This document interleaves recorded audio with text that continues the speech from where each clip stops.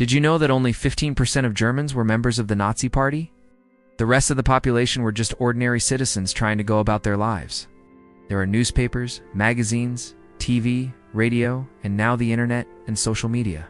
Every single one of these forms of media can be used to influence people's opinions and actions. In the wrong hands, media can be a powerful weapon. And in the hands of a skilled propagandist, it's almost impossible to defend yourself against its power. The reason for this is simple. Well, it's much easier than you might think.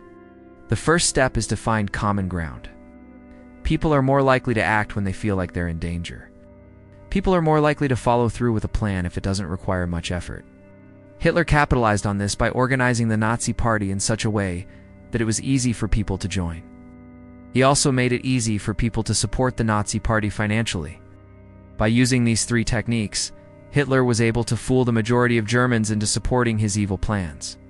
Hitler capitalized on this by warning of an imminent communist takeover. He claimed that the only way to save Germany was to vote for the Nazi Party. By creating a sense of fear, Hitler was able to convince people to take action. Hitler knew that the Germans were a proud people who had suffered greatly during World War I. He capitalized on this by promising to restore Germany to its former glory. He also promised to punish those responsible for their economic problems, the Jews, by appealing to their sense of nationalism and anti-Semitism. Hitler was able to quickly gain a large following. We as humans are naturally lazy, and we often take the easy way out when it comes to getting our news and forming an opinion. But how did Hitler use propaganda to fool the other 85% of Germans into supporting his evil plans? It's simply too much for any one person to process. You need to promote it in a way that resonates with your target audience, otherwise you'll be shouting into the void. Now go out there and start promoting your awesome stuff. Don't wait, the world is watching. So we take the easy way out and look to trusted sources to filter the news down to a manageable level. This is where the propagandist strikes. If he can get control of the sources that we trust, then he has us right where he wants us. Well, it's a lot simpler than you think. You see, after World War I, Germany was in bad shape. The economy was in sharp decline. There were massive amounts of unemployment, and people were desperate for a way out. Hitler and the Nazis promised to fix all of Germany's problems, and the majority of Germans, tired of the status quo, were more than willing to listen.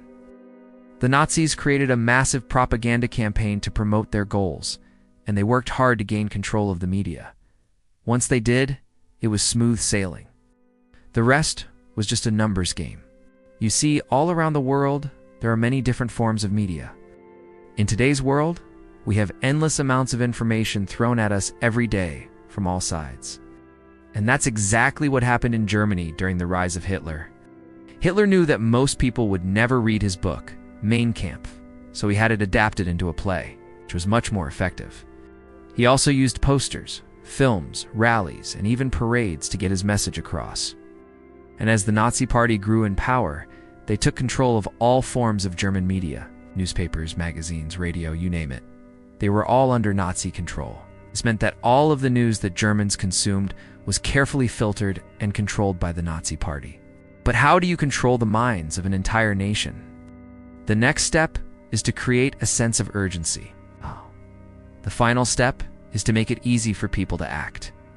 So remember, it's not enough to just have a good product or service.